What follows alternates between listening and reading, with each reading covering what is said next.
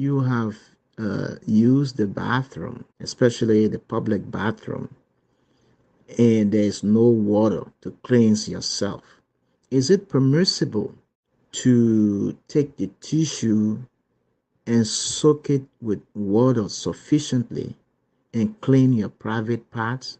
I'm talking about urine.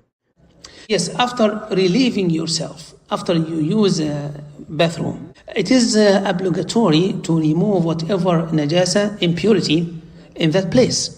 Whether it is removed with water or something else such as paper towel or tissues or even stones. But using water is best.